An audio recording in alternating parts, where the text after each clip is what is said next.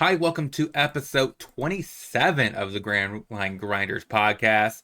And of course, I'm featured this week with Flaffic. What's He's up, gang? Yeah, so he's returning again. He'll be here next week where we talk about our Treasure Cup experiences. My first ever in-person tournament is going to be this week because I've never played in paper. But so we're gonna have our talk conversations next week. This week's a little bit more of a interesting discussion. Less competitive related oriented, and of course a little bit more I think up Flaffix wheelhouse, and he kind of likes talking about this stuff, so we're going to go ahead and get into this, something that I've been wanting to talk about on this podcast for quite some time. And since the Hap Reed is busy with Thanksgiving and doing all that stuff for the holidays, he's not available this week. He should be returning next week though. So how was your week been, Flaffic? Not too bad, honestly. Just been working. Managed to get a day off rather, on Sunday. Went to a treasure cup, had some fun in that, and now I'm back at the saddle trying to grind out until Thanksgiving. Hopefully, get another day off here soon.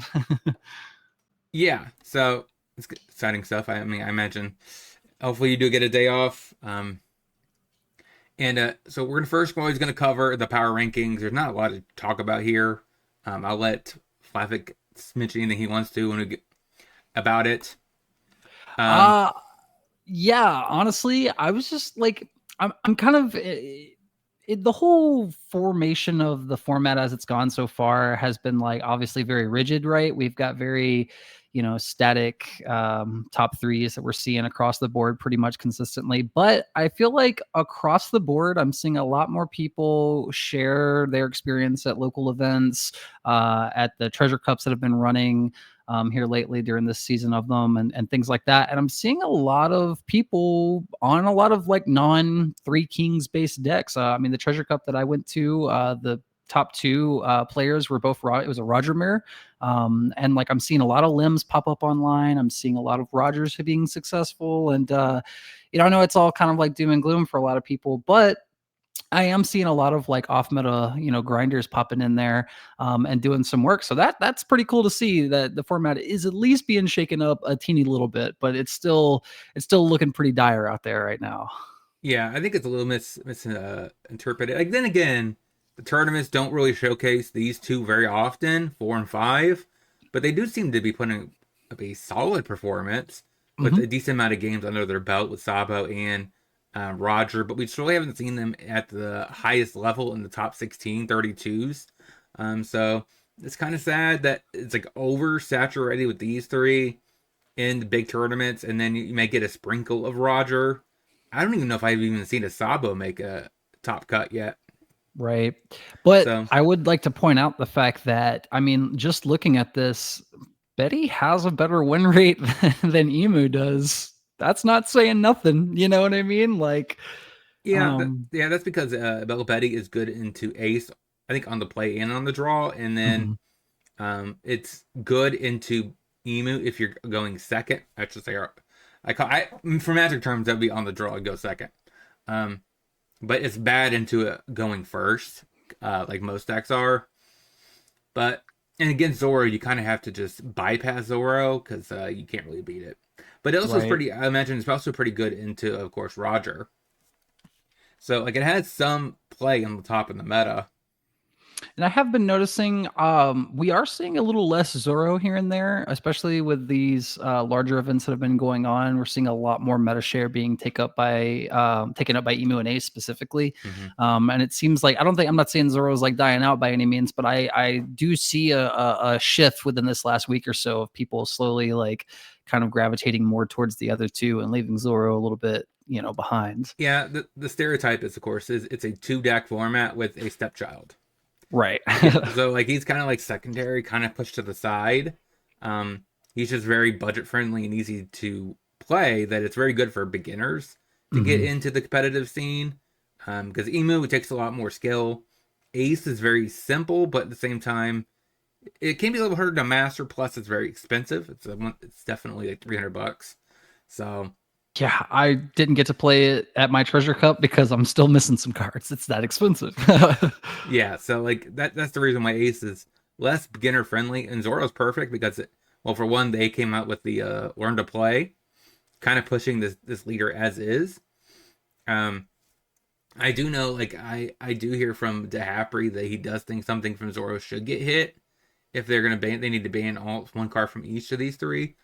Uh, I kind of agree. I don't think Tashiki's very healthy, but maybe that's Mm. just me. Like a 5-drop 7,000 that taps down a 6-drop and gives 3 Dawn. It is a little bit much, but I can see his point. Right. But you have anything else you want to talk about with this? Because we got some interesting topics after this. Not really. I think the verdict is pretty well made out on this format for the next, foreseeable future. But yeah. So the topics I want to cover, and I've been wanting to cover for some time, just haven't found a window to do it, is card design. So that's what we're going to be talking about today, and then we're also going to speculate what we want to see in a Reddit post. So first of all, keywords. I would like to see the keywords up to 7. Uh, Blocker, I think, should just be generically colorless, so every color gets the same amount across the board. Yellow should get the most amount of banish cards. Of course, red rush makes sense. Double attack makes sense for green because it is more of the slashing color. And I want to add 3 new keywords to the game. In my opinion, I'm going to get some feedback from Flaffic. So blue, there's a thing in Magic the Gathering called unblockable. Very simple. This character can't be blocked. Very simple keyword. What do you think about if that was introduced as the blue keyword? I like the idea of it. My only issue with it being like keyworded is I feel like we've got a lot of cards and events that specify like, oh, this character can't be blocked, or your opponent can't activate blocker when this character swings, or what have you. You're looking at Roger and things like that. Roger's not really truly unblockable, but there are cards like Perfume Femur. And things like that do give like true unblockable, for lack of a better term. But having it keyworded, I think, would be super interesting in the fact that it would give a little bit more true color identity to blue. And if you get stuck the keyword only on blue cards and then very randomly gave it to different things, you could sort of keeping with the idea of Perfume Femur Ray, it's a leader locked unblockable card. So like you could have specific characters that have it keyworded, but then leader lock events and things like that give characters unblockable, and so you could have sort of a double design play there. Yeah, I mean, I definitely would think that you would have to put the card like a 7-drop 5,000 attacker. It would have to be a Yeah. little bit weaker because it has unblockable. So I do. This traditionally is at least in Magic the Gathering, it is a blue mechanic. The other thing I thought about was hexproof, but that seems probably a little too busted, where your stuff can't be targeted, so they can't rest it down. Because I was kind of thinking I would like that as well for blockers. Because I mean, how often does your thing get Hody Jones and you're just like, oh my gosh? Yeah. And speaking with the Magic example, right? I mean, I agree hexproof would be kind of busted, right? But we could possibly see something like Ward, perhaps, where it's like they have to pay Dawn in order to target it. Now the next two, the black feels very on theme, but this is the one I'm thinking about for purple. Purple. So what I like to see is a mechanic or keyword on the ramp spells in purple that basically has the keyword: this character must be blocked if able. So your little searchers or your rampers that you play on 3 or 4 Dawn, you get a rested Dawn. It has this ability. So later in the game, your swing first with the little one, it has to be blocked, and then the big guys get through, which feels very purple. At least to me, it feels like it would be very purplish. I What do think you that's think? super interesting, actually. I've never even would have thought of something like this being purple, like until you put it like that, right? Because you get low with your low guys and then you go tall with your big guys once they been forced to use their blocker. But I also think this just presents a super interesting design space where you have these smaller attackers that are swinging in, like let's say you gave this to 3-cost Straw Hat Zoro that ramps you, right? So like you're getting the ramp on the swing, but they have to block it. You know how insane that would be for a deck like Plouffe, where they could play around your blockers by forcing you to rest them, and like you can either lose the blocker, or if you want to like keep your blocker alive, you're forced to pitch it. But then they can just kill your blocker with whatever attacker you follow it up with. So you're just forced to get your blocker rested, basically, but you have to dedicate a swing to it, whereas green can just, cast something to rest your blocker. So you have a little bit of color delineation between green and purple that way, so that way they're not kind of overlapping. I think this is a super cool idea, actually. Yeah, because the other option, of course, would have been trample, which is something that VV Theory came up with. I'm like, I think that's a little too complicated. Because you would have to do like the 5,000 to the attacker, the blocker, and then over. Hopefully, you have enough to actually deal the leader, the leader remaining health. Right. I think this is a lot more cleaner.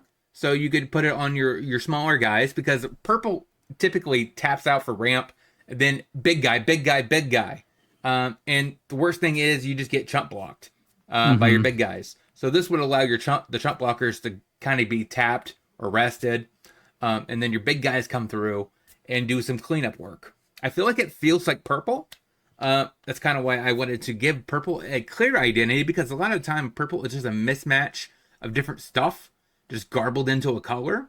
And I would like this. I think this actually would give purple a little bit more of a view. But black, on the other hand, so brought back is the keyword I'm thinking of. So basically, if you play like let's say the Thriller Bark guy that's 1 drop, it mills 5 cards, right? And so basically, if a card has this ability, this card may be cast from your trash if it was placed there this turn. So that way, like with Gecko Moria, you have to trash 3 cards to gain a life. Also, this will work with that, so that one of those 3 cards have brought back. Then you could technically pay the 4 Dawn, cast your 4 drop. So this would be, I think this feels like black. What do you think about that? I like it. I like the idea of being able to get your cards back in a very specific window. My question is, like, would something like this re-trigger on plays, do you think? So you're saying if it got, so like in the instance like Crocodile Leader, where you play the guy, you KO the guy, and it has brought back and you recast it, it would re-trigger the on play if it had one. Yes.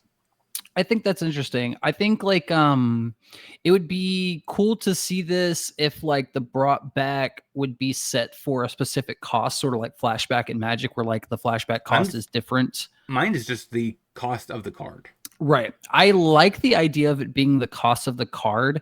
But I feel like, I don't know. Do you think that you should have to like pitch something pitch a card and cast it? Or do you think it's like balanced, like would be fair enough to just be able to cast it?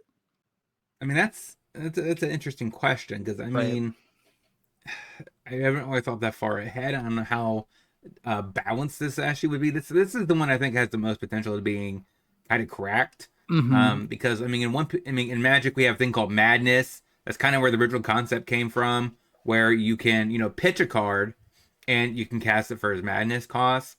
But I think that's a little too complicated to have it a separate cost. I think it'd just be so much simpler if it's just the cost. It's kind of notated. Or it could be like you could like whenever you play it back for cost, like maybe if it gets removed again, it gets removed from play. I mean, we don't really have a banished zone per se in this game, but just thinking of ways to keep you from like re-looping things, you know what I mean? Okay, I think the fixed way to do it is this card may be cast from your trash if it's placed to this turn and it enters rested. There you go. Yeah, I think that would be a lot cooler, because my first thought, right?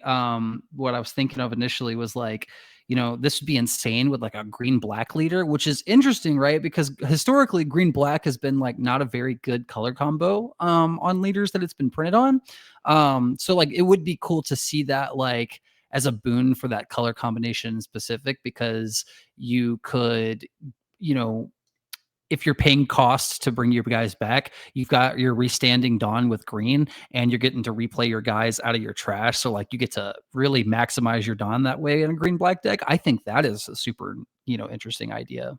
Yeah, Perona. Yeah. She gets some love. Even over like a keyword, just sticking this type of idea on a leader would be interesting too. I mean, it wouldn't work though on a leader. Well, I mean, it would be like if one of your, crew XYZ archetype cards were put in the trash, you can recast it. You know what I mean? Yeah, so basically it would be an activate main. If Mm-hmm. you may target one card in your trash, if it's been put there this turn, you may cast it. I Right. mean that could be, yeah. So that definitely could be a way to go about a. I guess you could build a leader with that effect where it kind of gives something brought back. Um, but yeah, definitely I was thinking more this could be on an event potentially in black or 'cause that's Yeah. why I said this card. I didn't say character. Um, and Oh, even I maybe see a that. Yeah. stage, maybe even a stage if it's like the thriller bark stage or the boat. Yeah. Um, so like I thought maybe it could be interesting to be just put as a kind of a way to go around and get extra card advantage for the turn, even though, you know. So which one of these do you think is the most interesting? Which one do you like and all that kind of stuff? So the one that jumps out at me the most is the purple one. I think the purple one is really cool. Like I'm still thinking about this one, like as we've been talking, like thinking about all of the possibilities that this could be used with just cards that already exist. You know what I mean? Um, I think this is a super niche idea. I think you really cracked it out with this one. I tried, and I think that I thought the yellow should be banished because it is about life manipulation. So it makes Mhm. sense that you would manipulate their life when you hit them. Rush, force is red. Double attack makes sense for green. So those I think were easy. Like I said, I think blocker should never be specified for a color, which is why I put it as a colorless keyword. So you would have 7 in total. Mhm. Black was actually originally hardest to come up with. The black was the hardest to come up with, but then I just like because I thought about Death Touch and then I thought about other kind of random things.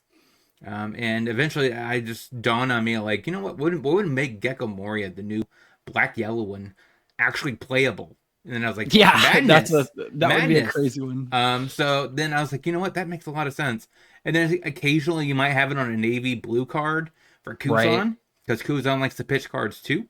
So, and that's actually going to get into a different conversation, the next part of this card design conversation. Do you have anything else you want to talk about regarding keywords? Do you have any other ideas you would like to mention for keywords?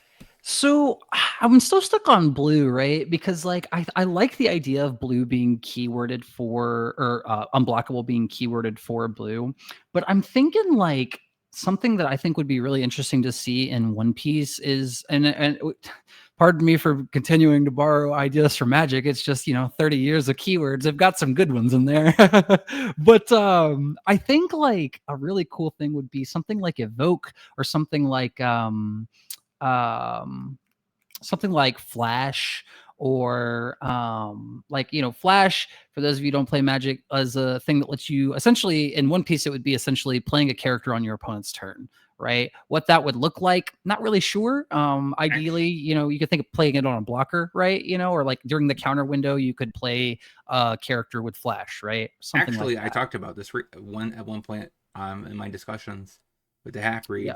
So the idea would be actually, I would think it would be a counter. It would be a character that has a counter event attached to it. So if Hmm. your opponent swings, you can basically pay the Dawn, cast it, and it gives the bonus to the character that you're pumping for the turn. Oh, So then you would have that's your way of doing Flash. that's sort of like how Gundam does it too. As I understand it, I don't play Gundam, but I know that they have character cards in Gundam that also have like events or spells type of attached to them, Yeah. and they're sort of modal in that way. That I think that's also really interesting. Um, So I think another and not to jump from Flash, but another, like I said, evoke earlier is another one I think would be interesting, or maybe not quite evoke, but something that would let you like replay a character that's already on the board as if it was played that turn, right? So you can double your on plays, something like that. Or like something that just like an ability that you could pay Dawn, bounce it, put it back into play, and get retrigger the on play. yeah. But So you're thinking of Blink. Blink, yeah, that's the one I'm thinking of. Yeah. So um, I would think how that would work when it comes to One Piece. It would have to be on a character that has on play reactivate target characters on play again. Mm-hmm. So you wouldn't be actually blink the character. It'd be simpler just to say, okay, reactivate the on play. Right. It would also be cool to see something for blue like the suspend cards in Magic where like let's say you have a 10 drop and it has like suspend 3 and you can play it, the suspend 3 cost is 2 Dawn and so you can play it if you're going second, you can play it right there and then you can get that 10 drop on your 6 Dawn turn or your 8 Dawn turn. Obviously you would have to really tune in the balance. That's probably like a future, like, when we're 10 more sets into this game and the power creep's way out the window type of thing. But something like that I think would be cool. Maybe not a 10 drop specifically, but just a card that gives a lot of value. Yeah, the issue is like it makes the game so much more complicated. It does. It does. So like even if it was something like what's that keyword from Kaldheim? Basically you pay 2, you basically put it out of your hand, and then the cost is reduced by 2. Foretell. Yeah, foretell. Even if you did something like that, I still think it'd be very tricky. So if it's like an 8 drop, you could pay 2 early and then play it on your 6 Dawn turn. Mm-hmm. Basically, you're taking your 2 Dawn turn off. I'm still. I mean, I feel like that would be to make the game much more complicated. I agree. Because then you need another zone for your exiled hand. Yeah, so I'm not really sure about that one, that kind of approach either. Yeah. I don't know. I think the keywords that the game already has are very solid. And I think the struggle with coming up with new keywords, especially in One Piece, is that so many keywords that you would see in other games have been sort of simplified by either being turned into something like an activate main style effect or, Dawn X style effect. But man, I'm still stuck on this rampage idea. That's super cool. Yeah. So in Magic, that's like an allure. Like that's an actual card. Like this character must be blocked by all if able. Of course, I got rid of the all because that would be just too busted if they had to block with every blocker. Yeah. But I think a single blocker makes a lot of sense. So you have anything else you want to talk about regarding keywords? No, I think I'm good. Okay, so moving on. The next thing I want to talk about is kind of an additional thing I would like to see added in regards to on plays. Okay, so an example. Isuka, blocker, of course, is coming out of EB03. So what a fan favorite thing from Magic is kicker. I would like to see something like that. So this case here, it'd be place up to 1 character with a cost of 4 less at the bottom of the owner's deck. Okay. If you discard a card, you may target a 6 or less instead. So like just have a base effect, and then I would like the kicker to be kind of targeting the cost targeting a leader, so that way you could have fundamental leader design cards, but they're not locked to that leader, but they're kind of that leader gets the most benefit from it. So like this card, if it had the additional cost, and you can get a 6 or less if you discard a card from your hand, Kuzan would love this card a lot more. But other leaders, you would take sometimes that net downside of just pitching a card and not getting anything from it to hit a 6 drop. So it gives a little bit of flexibility. And the other example is Usahachi. So if you have a 8 or more Dawn, this stays all the same. Remember, it's a 5 drop or less. You may return 2 Dawn in additional to this, and you hit a 8 or less and rest it. So that would be really good, better for Black Purple Luffy than everyone else. So that's like a way you can make cards that are kind of like playable across all leaders, but one leader does get their niche thing addressed. What do you think about something like that? I really like this idea. This is something I've also thought about before, just seeming like a very obvious addition to the game. The idea of like kicker effects and the idea of double colored characters has always been something that I'm like, when are we going to get this? When's this shoe going to drop in the One Piece card game? And I think give it time and we'll see stuff like that. But I never really thought the point that you made that like really stood out to me here was the idea of like having that kicker effect be the effect that is more tied into a specific leader.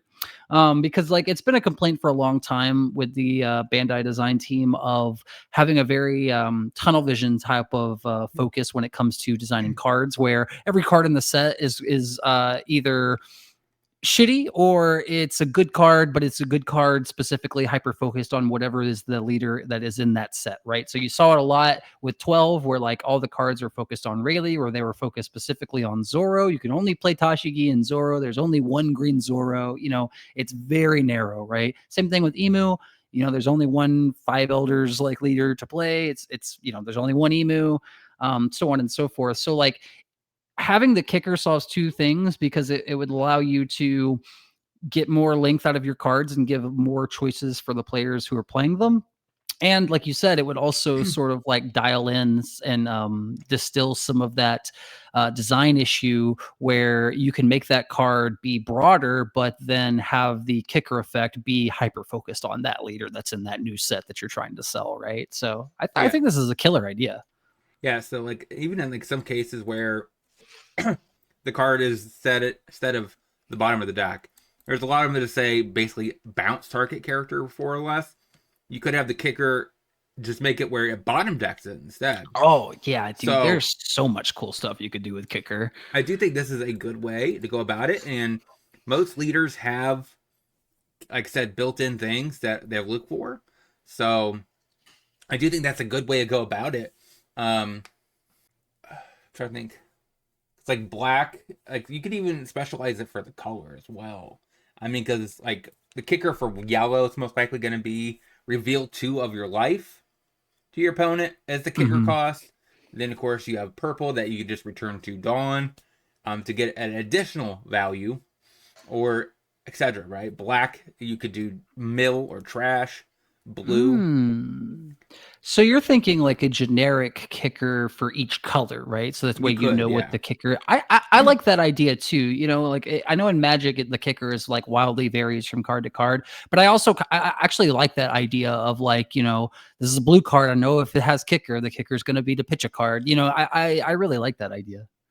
Yeah, I mean, because they should showcase the color itself, and we know when we see bad like cards that what like Rago, right? You have to actually trash 2 cards from your life, Mm. or go down. No, you have to go down so you have 2 cards left. I think it's go down to one if I'm not mistaken. 1, okay, yeah. So like that also could be sometimes the kicker cost. So like there's definitely ways you could build it that makes the kicker feel like the color itself. Right. Which is kind of the thing I want. But It's like I funny that said, I was gonna say it's funny that you mentioned Raigo as like an example, just because like it's banned. that card in and of itself tunes perfectly into your idea of like allowing that kicker to be hyper focused on the leader. Because if that card, you know, was the same as it was, but the kicker was to go down in life till you have one. To get a bigger effect, I think that card would, one, be way more balanced and we wouldn't see it on the ban list, and two, that idea of that being the kicker is like plays into a Nell's game plan, right? So it's like the kicker benefits you just like your idea with, you know, this Isuka to pitch a card benefiting your Kuzan, right? I think that's cool. Yeah, so I do think that would be a very interesting approach. Like these are just some speculative ideas that I had in mind. I would want to talk about this for quite some time, it's because I do think kicker is kind of one of the most favorite mechanics from Magic, and it's not something that's really all that hard to replicate design wise. But I'm not sure. Like I'm trying to think off the top of my head what other leaders would really kind of want a certain type of kicker. Um, I think it really just depends on like what leaders are, you know, are printed in the future. But like looking at the leaders that are printed now, like if you were to go down the list, you would say like you know, if you were to set the kickers to be each color, like obviously, like you said, Kuzan pitching Navy cards benefits from that. I feel like Green's kicker would be like to rest your characters, which Lim would benefit from. Which like all of Lim's stuff comes in rested anyways, but like, you know, if there was another Lim in the future that counted on rested characters but didn't have all your stuff come in rested, like that would be interesting, right? Flipping your life would be interesting for Yellow. leaders that have to flip it down to do stuff or what have you. You know. Yeah, pudding. Yeah, pudding, things like that. I don't know. There's a lot of leaders that could benefit just depending on what the kicker would be.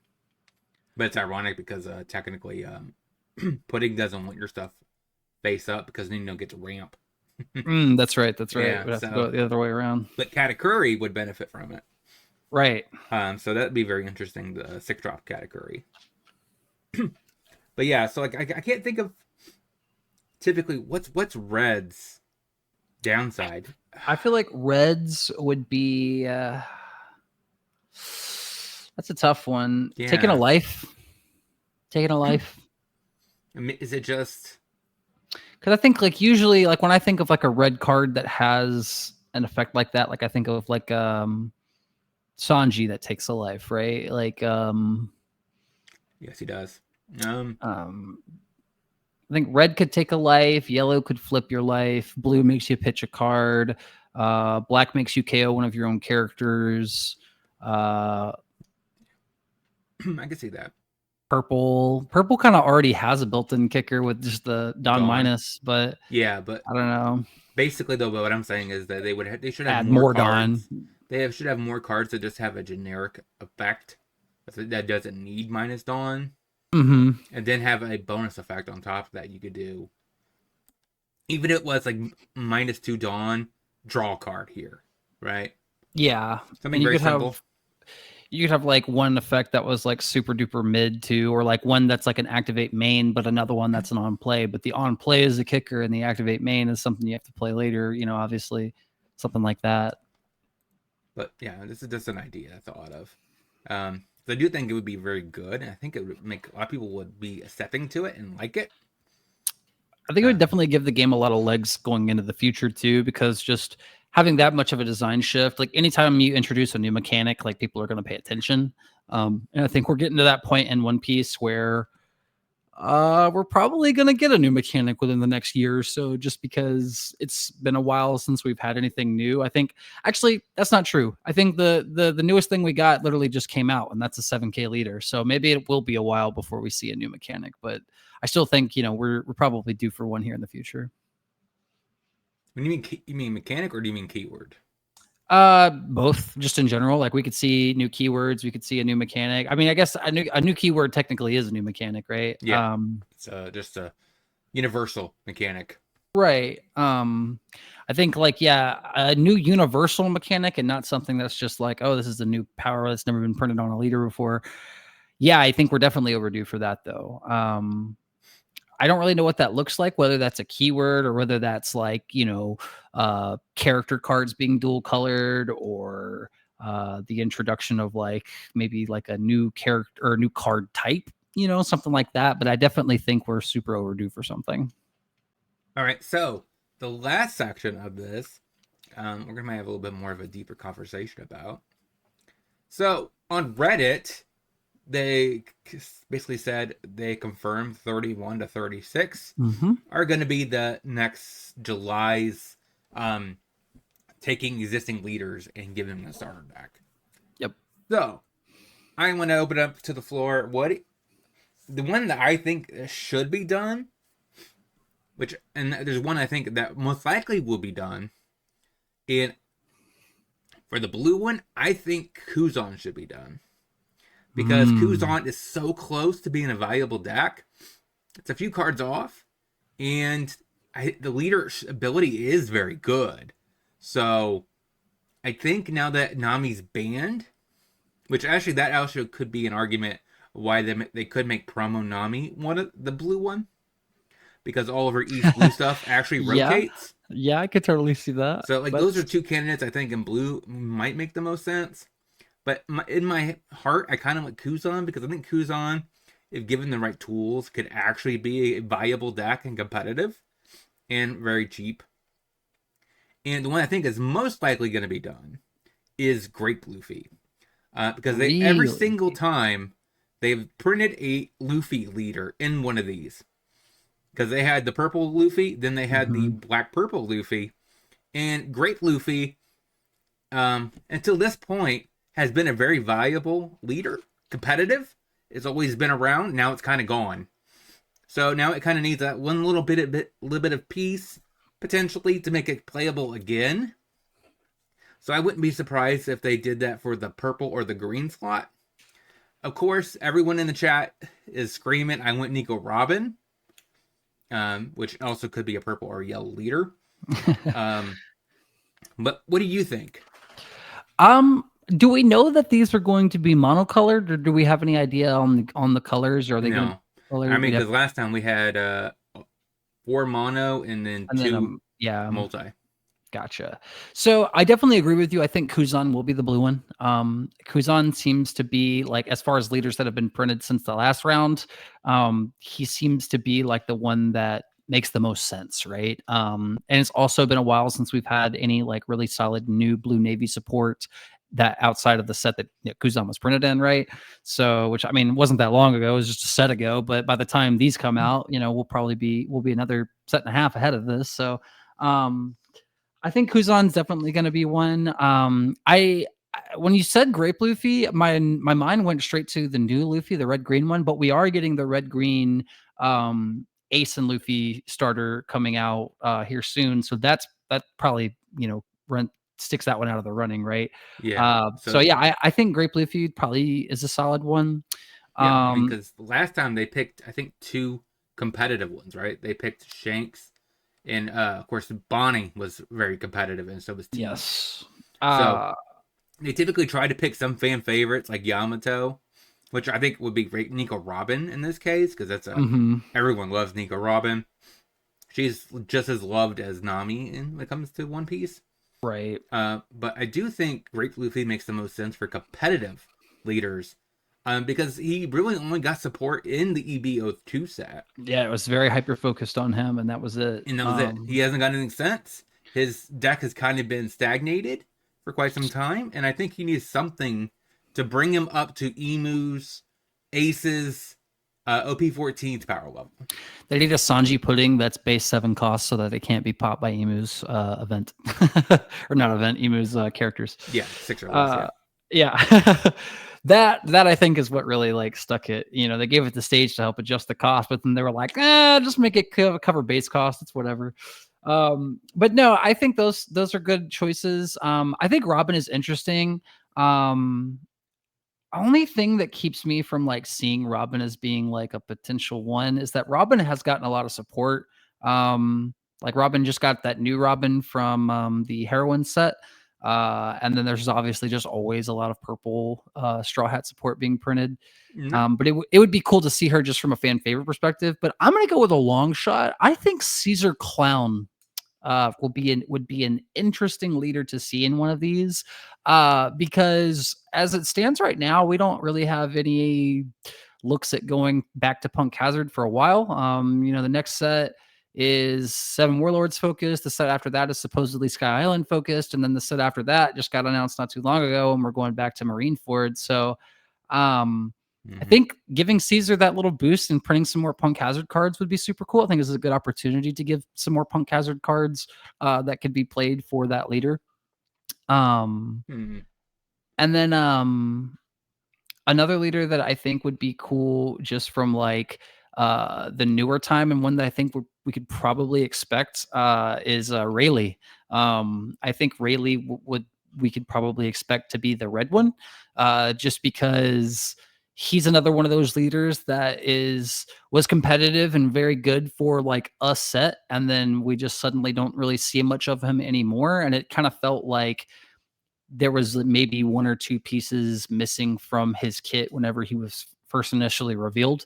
We never really got a true boss monster for Rayleigh out of OP12. We pretty much just got his events and Shaki, and that's basically it, right?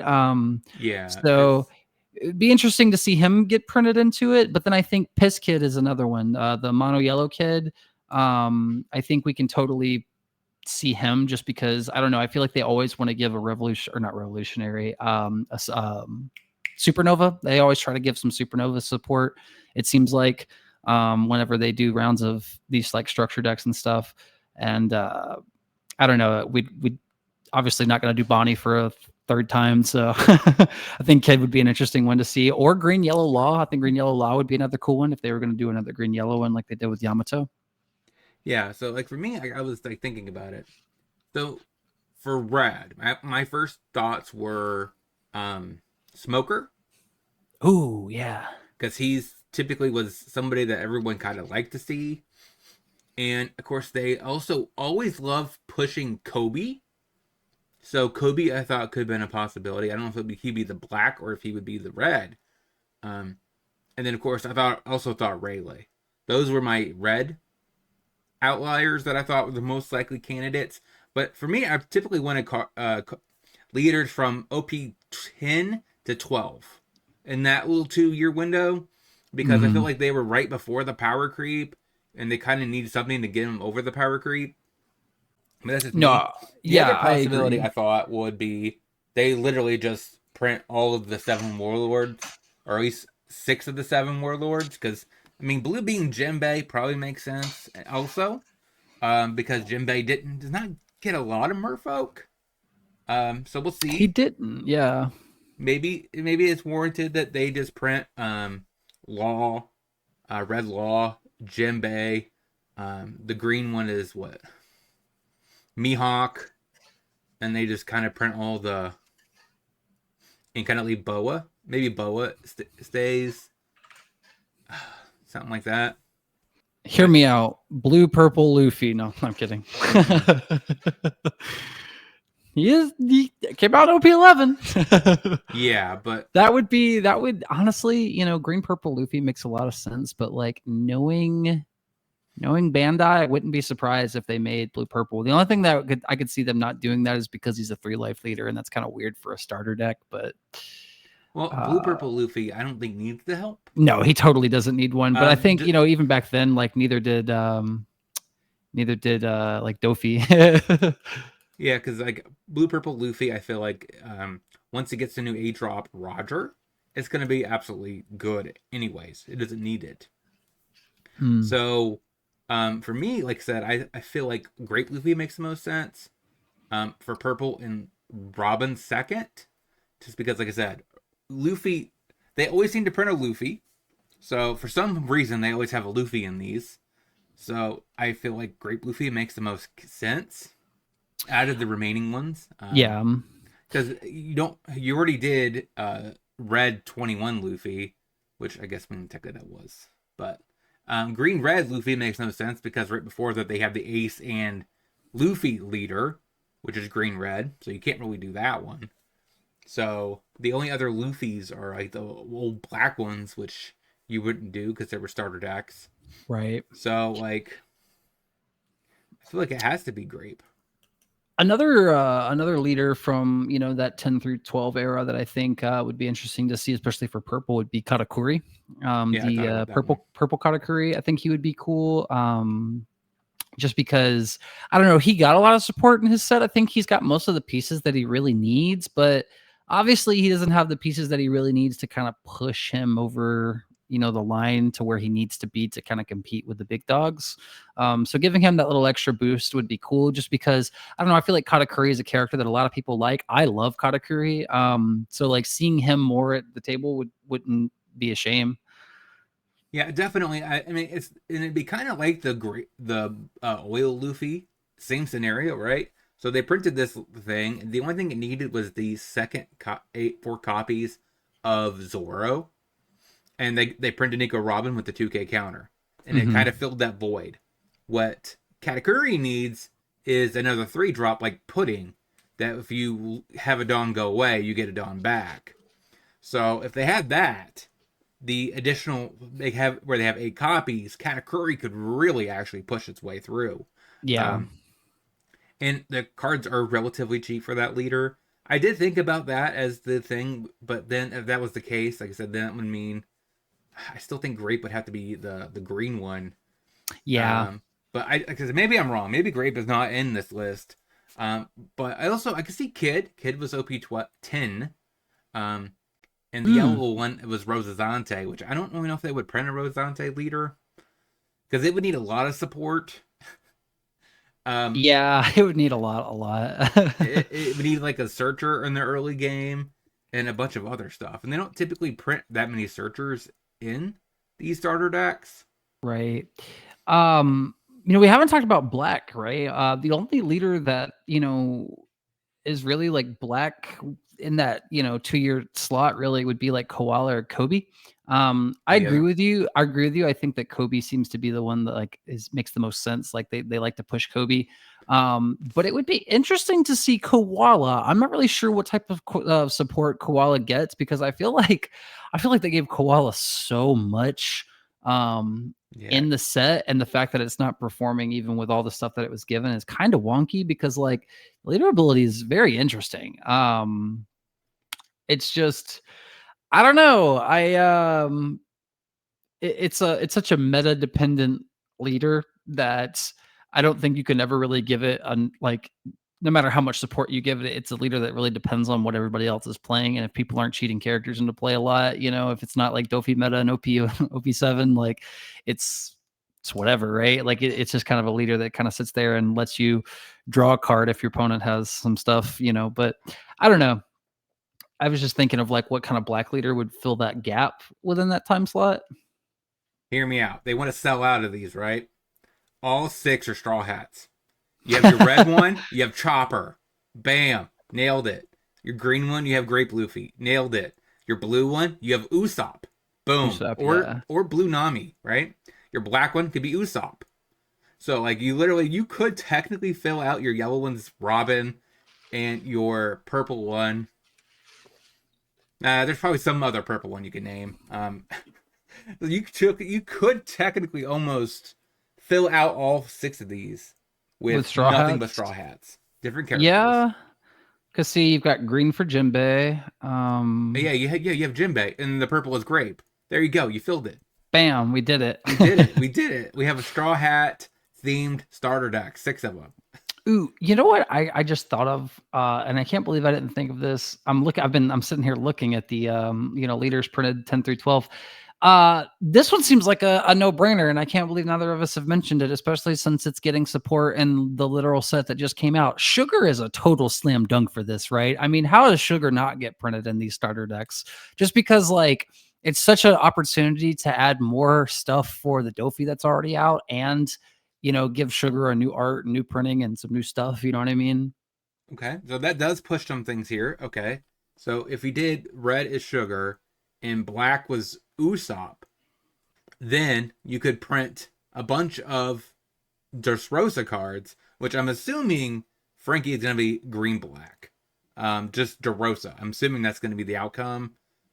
I could be wrong. Or purple black, one of the two. Um, just because, well, they're not going to make it the same colors as Usopp. Right. Yeah. 100%. And I do think it's DeRosa.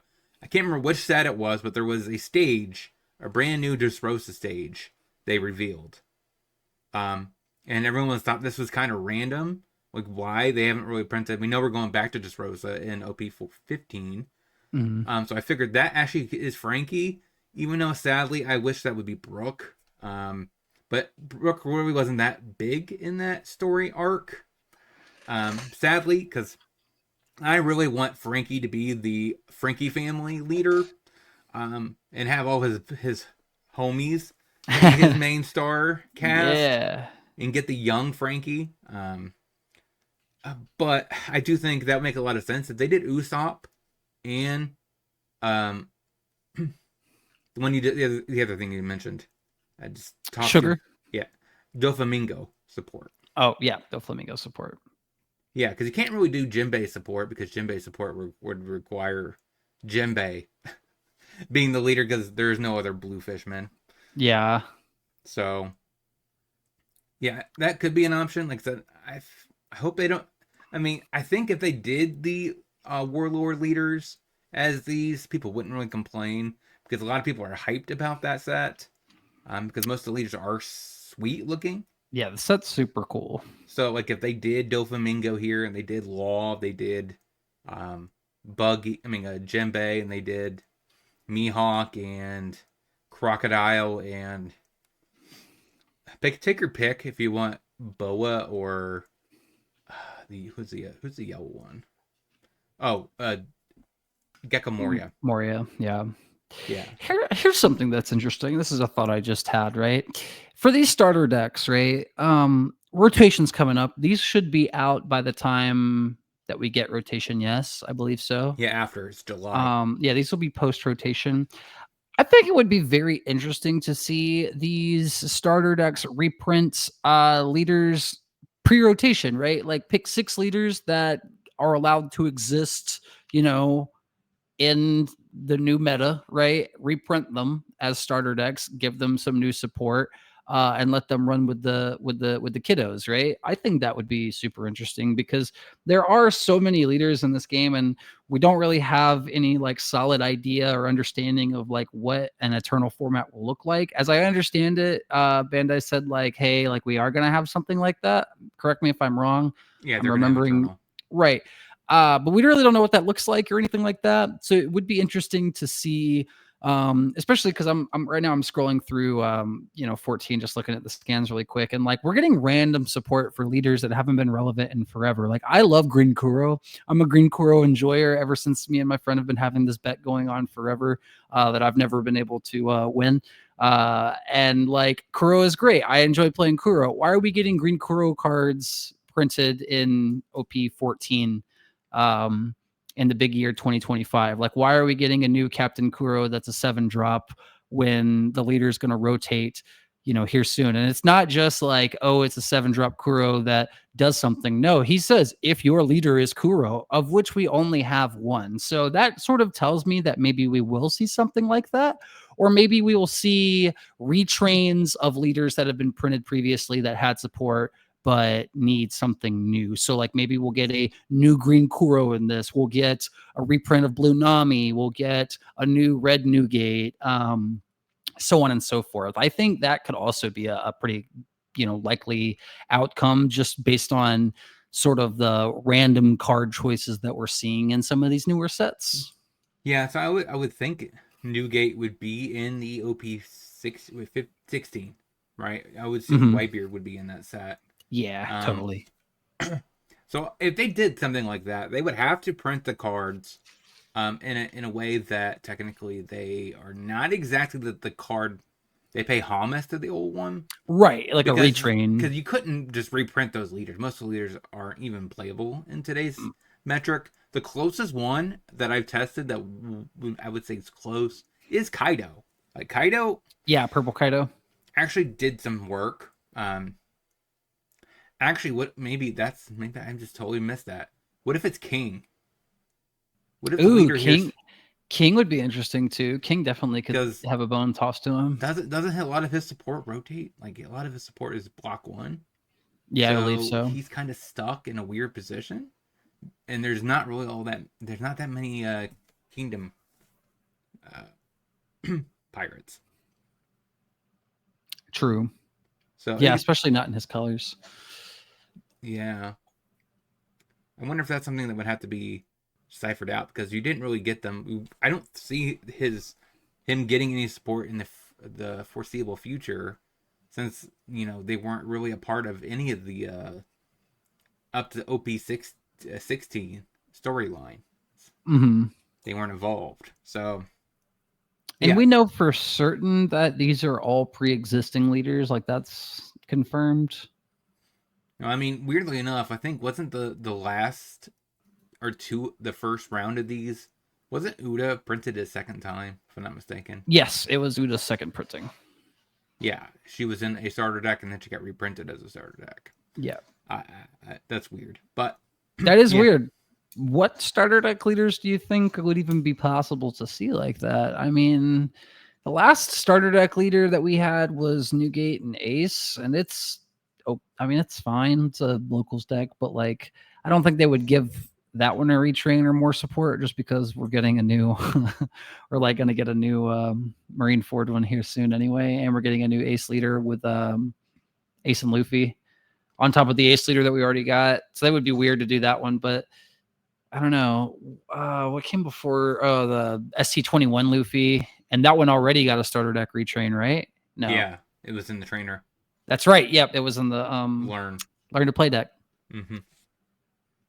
So it is weird. A lot of the ones that are surviving rotation, there's not a lot of them because I went through it. I think post OP 14, there's not. I guess technically they could do this, but I don't think it's likely. Zanji. Oh yeah. Zanji technically was ST 2012. I think that's block 2. It's one of Yeah. the few ones that I think are survive rotation because a lot of the ones that I've seen recently are more just like these, where they're just 6 leaders already existing and they just kind of get a new reprint to push them again. Because you have Uda surviving, you have Zanji surviving, you have Black Luffy surviving, but that one's not very impressive.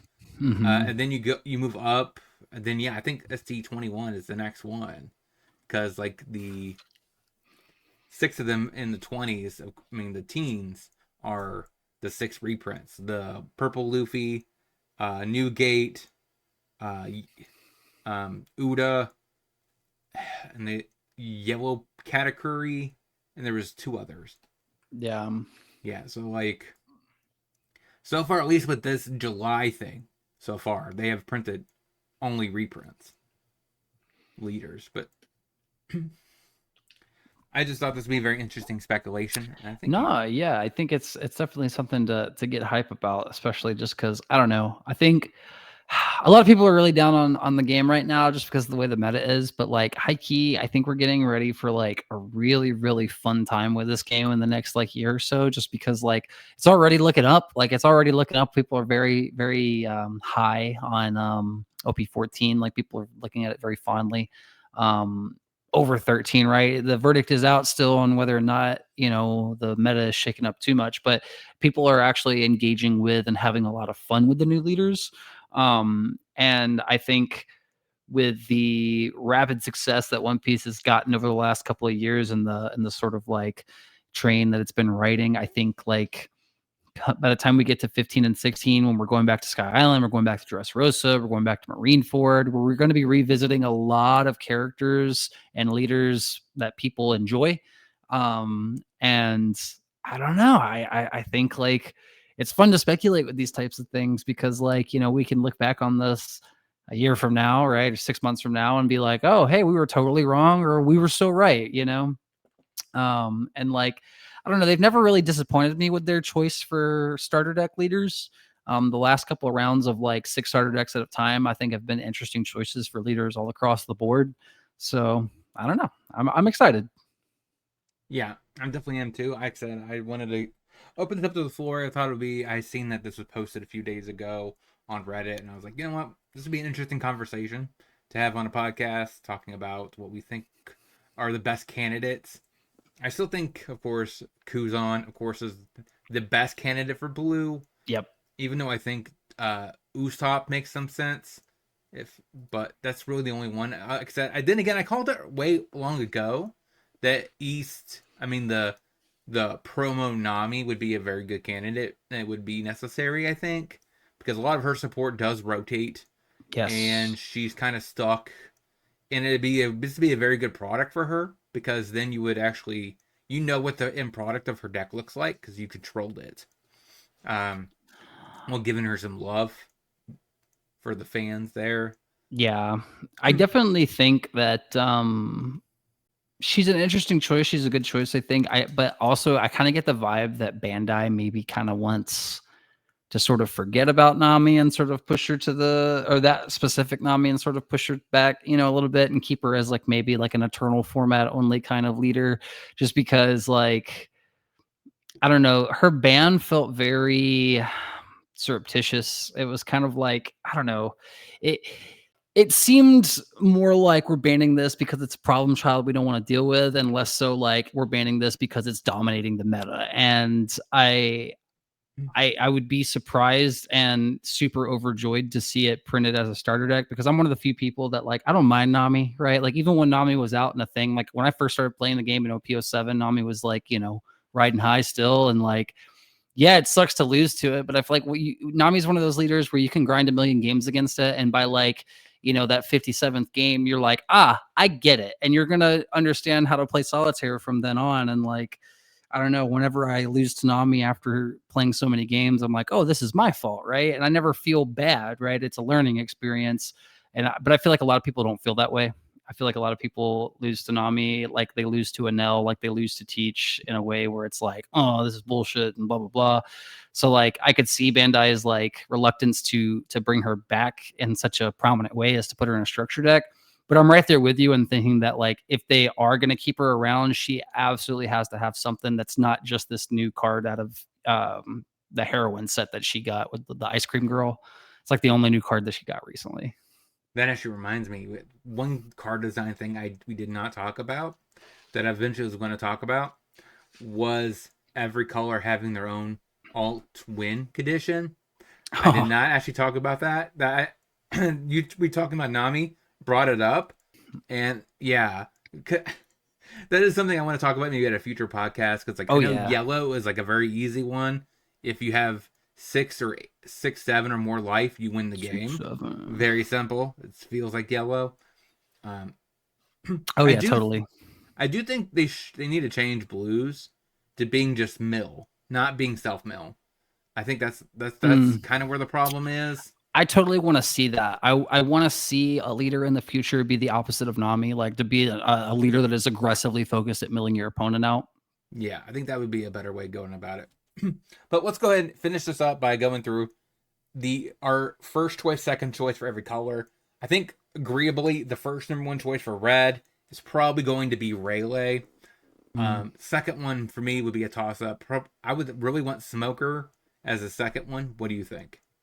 So for me, my number 1, I agree with you. I'm right there. I think Rayleigh is totally the pick. But for me, I think my second choice is I'm still sticking with my long shot Caesar Clown. I know a lot of people like Caesar Clown. I've played against it a couple of times. I've played with it a few times for some content, and like I think it's a leader that's super cool. It's just barely got any pieces in its own set, which is a super huge bummer because like we've yet to give him anything else. I think it'd be cool to see him. So basically, both picked a leader that's Punk Hazard related. Yeah. All right, green. There's not a most likely candidate here. What do you think? So, what's your first and second? I hate to say this, and it's gonna sound crazy, but my first, and I'm saying this because I think it's the most likely pick, is gonna be Zoro. Like. It seems super Bandai to be like, oh, let's make a Zoro leader. Zoro's not busted enough. They did the same thing back when these last rounds of starter decks came out with Shanks, and giving stuff to Bonnie and giving stuff to Teach, and I think by the time these structures come out, Zoro will be maybe not pushed so far out of the meta that he's gone, but like he's definitely going to have enough competition around him that he could use maybe a little bit of a boon.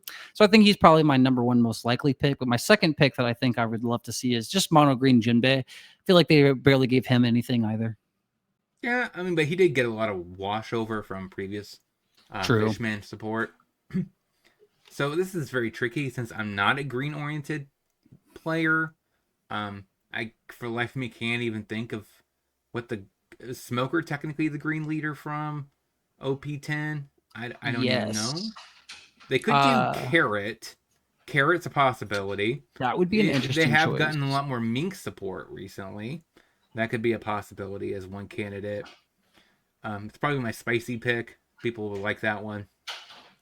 But most likely, I just can't think of any because Jinbei was 11. Zoro, I feel like Zoro's just overdone at this point. And then 13, like you could do Luffy, but we were already getting Ace and Luffy leader. That's red green, so it seems like an overreach. And then of course Mihawk, maybe you'd. I think that's too recent, so I would have to think. I'm gonna say my boy Chopper. That's a solid choice. I can see it. I do think isn't there quite a bit of, are the animal package or a lot of them block 1 or block 2? I think most of them are block 2. At least I think most of the ones that they play, but they are going to lose stuff like the 3-cost chopper that plays a 4,000 or less. That's the one from with him in the Alabasta art. I think they lose that one. I'm pretty sure they keep stuff like Hiking Bear and Robsome though. Yeah, because that was all released in chopper set. Yeah, so I guess that's what I'm gonna pick.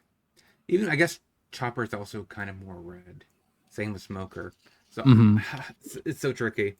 I'm not a green player. I can't even. Chopper gets the new Megalo, the green shark guy. That card's pretty cool. That's an animal type. Maybe they just do Shirahoshi. Ooh, yeah, Shirahoshi. Yeah, I'm surprised none of us mentioned that. We kind of dropped the ball on that one, but that's a very interesting leader because it can't attack. That would be super cool to see it be printed into a starter deck. Yeah, and maybe they print a SR that negates your leader can attack now. Oh Bam! yeah, There cool. you go. We did Print it. Print that card. Big Princess Punch. All right, so Shirahoshi's my number one pick now. I got to go for it. And then of course I think we agree number one here is Kuzan. I think my opinion the second most likely candidate will be Nami. What's your second most likely candidate? I think the second most likely pick for me, I agree. I think Nami, but I'm thinking blue yellow Nami. I know she just got her learn to play starter deck, but she didn't get any new cards in it. She pretty much just got a done leader art. So I think she's probably my second most likely pick. Although what I would like to see the most is blue purple Sanji. I think blue purple Sanji would be super interesting to see for that second slot there, just because giving him more cool support, even though he did just get new support in the heroine set.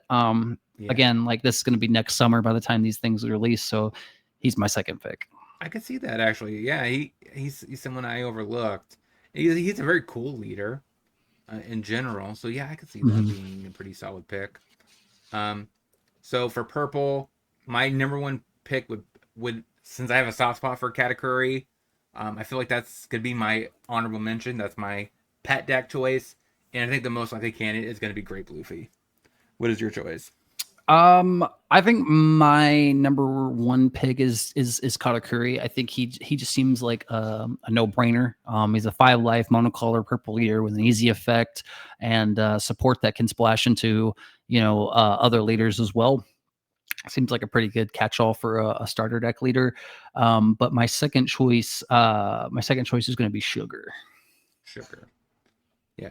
Yep. So black. I think I don't know. Is there both? Do we both agree number one is probably? Do you think number one will be Kobe? I think so. I think Kobe seems to be the most likely candidate, just because what else other mono black leader like really needs it? Like it would be crazy if they said Lucci. OP07 Lucci could be interesting, just for it to be a monocolor black leader, but. As far as like other leaders go,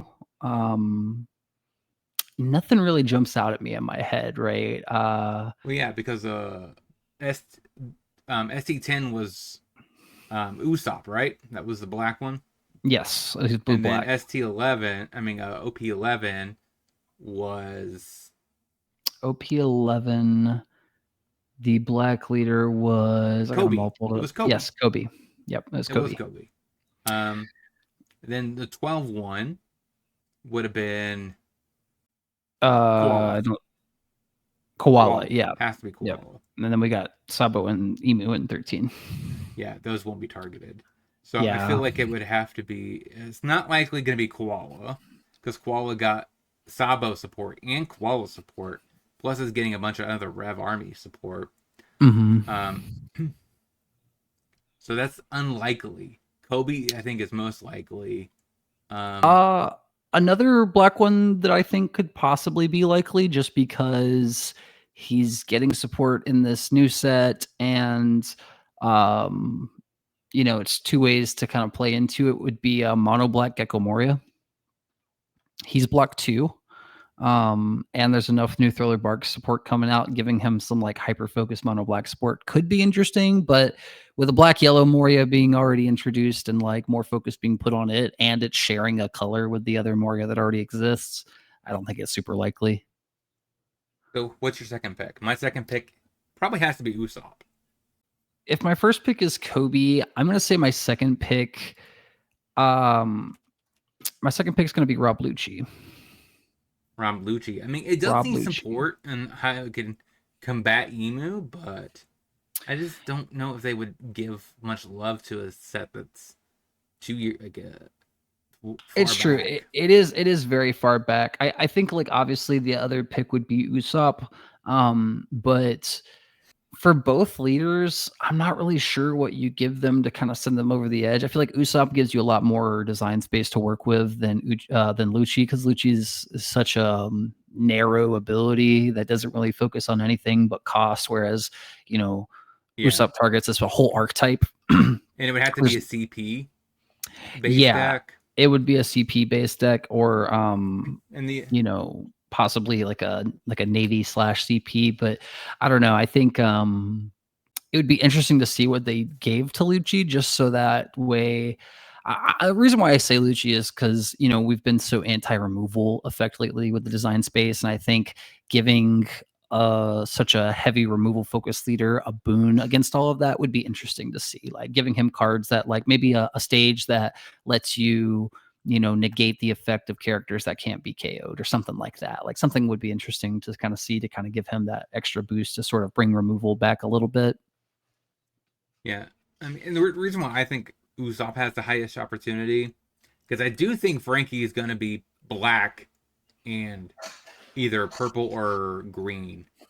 Um, so I feel like if they print Usopp support, he's going to be DeRosa. It actually is just additional support as well to the new Frankie leader Hmm. because they're both DeRosa based.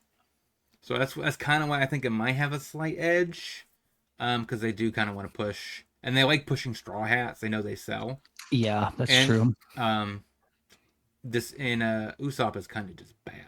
It's kind of bad today. It does need something. It probably needs a lot. Um, Yeah, it definitely needs a lot. so last but not least is yellow. Now, of course, my number one pick is going to be Robin. I think Robin should just is kind of the only leader I could think of that people for fan favorites that people are going to love would really like it. The secondary pick I would have to say is the competitive, maybe the sort of the competitive one, which would be Kid. I think Kid makes somewhat sense. Mm. You also could say Nami, right? Nami also could be in that slot, but I feel like if you did too many, if you really did all Straw Hats, that would be just so weird. But yeah, I think it would be Kid or, in my opinion, Robin is my honorable. What's yours?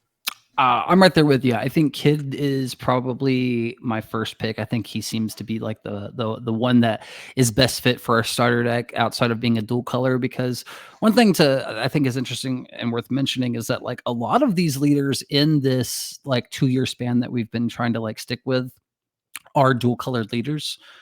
So it could be interesting to see all six starter decks be dual colored leaders, or have 3 and 3 or something like that. But I think yeah, Kid's my number one pick, and then Robin would be my number two. Robin or Law, Green Yellow Law. I think Green Yellow Law could be interesting just because that's another leader that needs just a little bit of something. Yeah, so the issue that I have with Law and Rosante is the same one. Um, they are both very difficult leaders. So Hmm. in order to pilot them, they're not very. It's not very starter deck friendly. But then That's true. again, technically they gave us Blackbeard, which if you play Blackbeard, you need to know basically every single deck in existence and every card they play, so that way you know how to which turns and which how to pilot this effectively. So that's Right. not a very easy leader either. So I mean, I guess that could be an argument that maybe Green Law makes some sense, but it is one of the most difficult leaders. I agree. Yeah. And surprisingly enough, we didn't come back I guess with Green. I should have said Zanji. I guess that should have been my go-to. Zanji is my number one pick, and Carrot. Um, that makes the most sense, I actually, because they are giving a little bit more Zanji support. It is a deck that sees regular tournament play. I think it would get bought up as well. People like that deck. I think even Flaffic likes that deck. I do. So like I think it would sell out like crazy if it was Zanji. So that is probably my. Actually, I think that's my number one pick here. Carrot being second, That's a solid choice. Um, but yeah, yeah, I like Zanji a lot as a reprint leader, just because it's been so long since we've seen him come out. You know what I mean? And like, he's um, yeah, he's just like $5. yeah, he's kind of expensive for a starter deck leader for sure. Yeah, he kind of needs it. But what decks do you guys want us to be in these? Let us know in the comment section. What do you guys think about this podcast? Like I said, DeHeffrey will be back next week. Woohoo! Like I thought this would be a very interesting conversation, just because these are kind of not really necessarily competitive topics, and I think we're the less competitive of the three of us. So Yes. DeHeffrey likes talking competitive. And I also agree. I like talking competitive too. But sometimes I do like to have these little discussions about how to improve the game of Mm-hmm. One Piece. Besides just of course, the norm. Pre-sideboarding should just be a thing. Bandai, kind of make that a thing, because like it should just be a thing. It should just be either, a 60 card deck or a 55 card deck, and you just pre-sideboard, take 10 cards out or 5 cards out, and That's shuffle. interesting. I think that should just be the norm.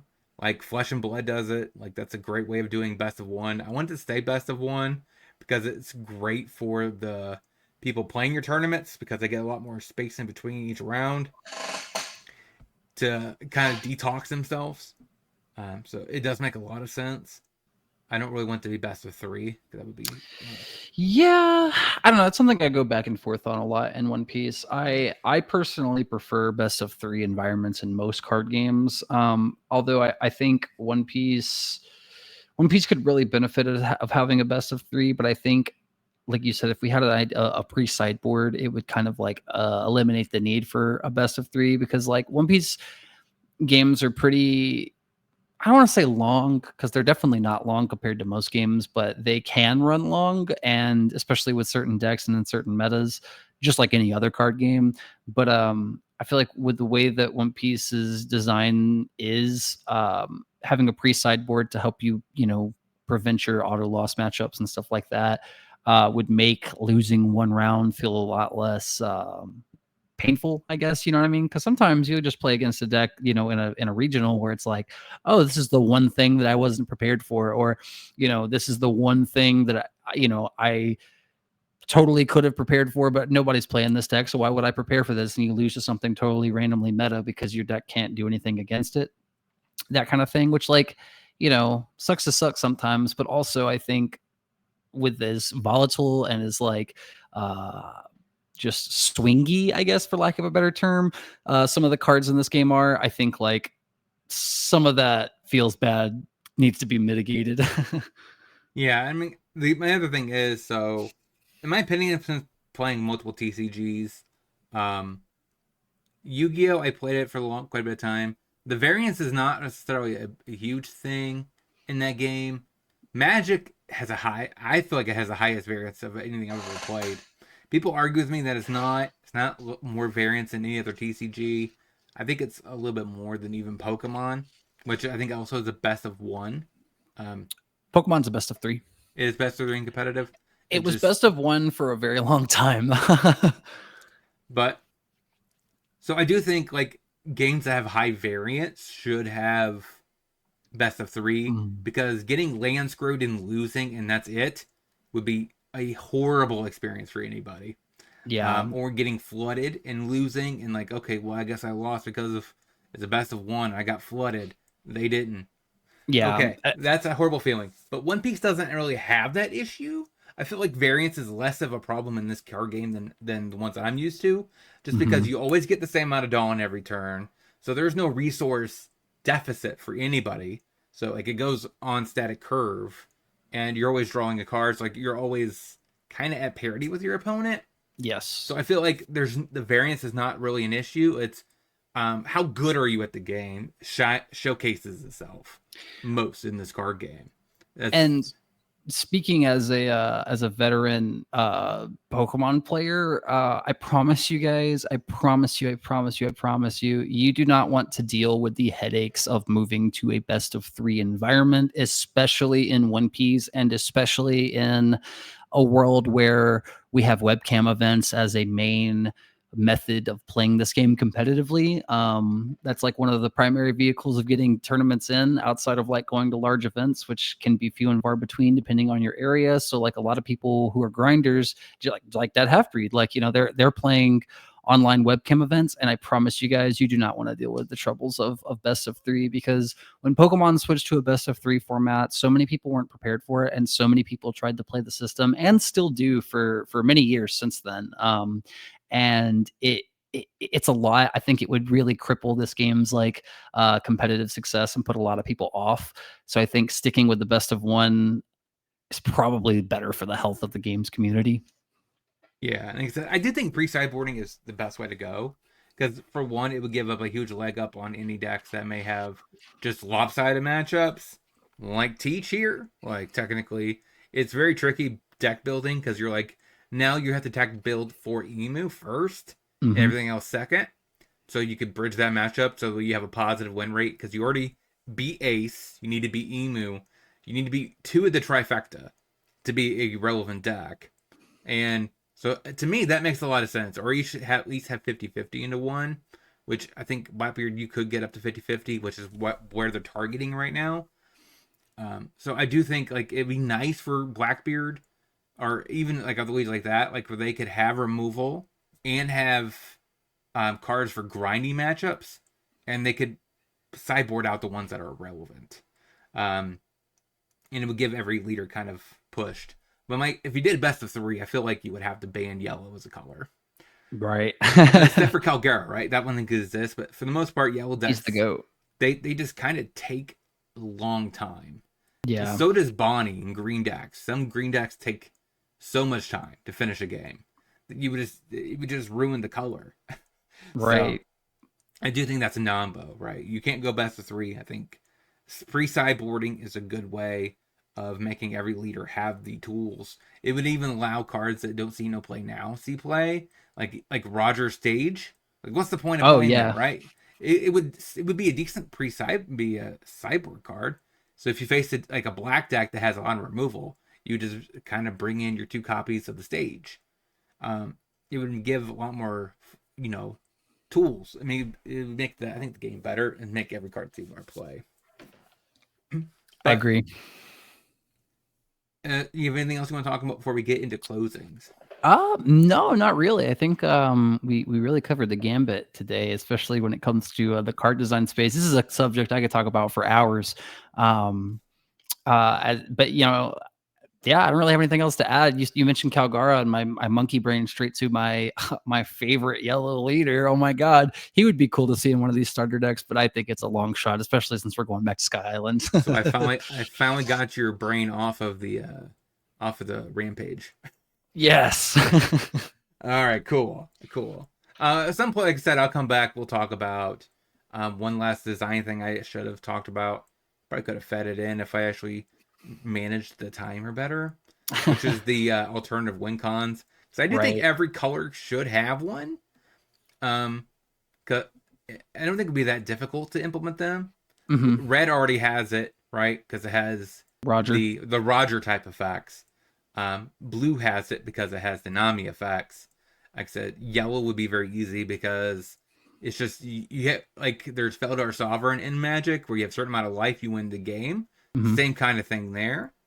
And green, I think would be the one that would be for me would be like if you have 5 slash characters on board, you win the game. That would Uh, be cool. so like it would be like the Exodia, like symboling Exodia on the board.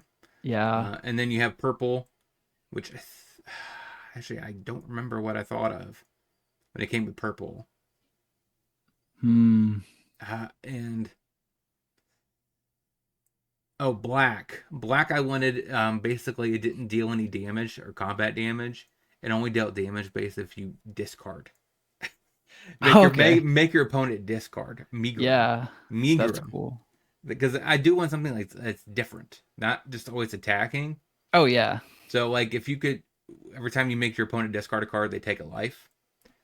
Oh yeah, that would be insane. And then you would not have any card. You couldn't deal combat damage.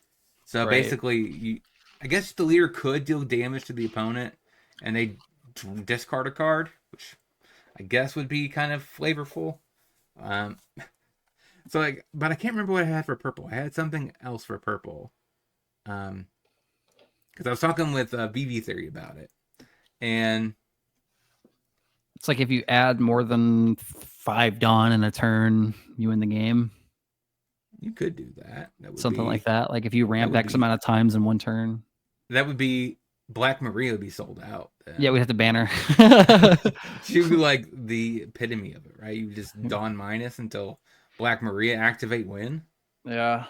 Although, I mean, we almost banned her, but Law got the bullet instead. So, Yeah, that I can't remember what it was, but at some point I'll remember. But I can't remember what it. Now it's gonna drive me insane because I do think it would because I think having every color have an alternative Wink edition, I think is kind of needed for the game as well. I think it's neat, and but it's something that I think I would like to see like spread out over the course of like the game's history. I wouldn't want to see like every color have an alternate win con within the same format. If that makes sense. Like it's kind of cool that Nami is like the only one that can do that, and then we got Nami. Nobody plays Nami anymore, but like even though we still have her, but like now Roger is like the new win con. It's like you can't block now. I win the game, like that kind of thing. I don't know. I like to see them kind of be like a rare treat, you know what I mean? Like an Exodia type of thing where it's like, oh, hey, this format, we've got this win con in this color and this win con in this color. And the next format, we got new ones, something like that.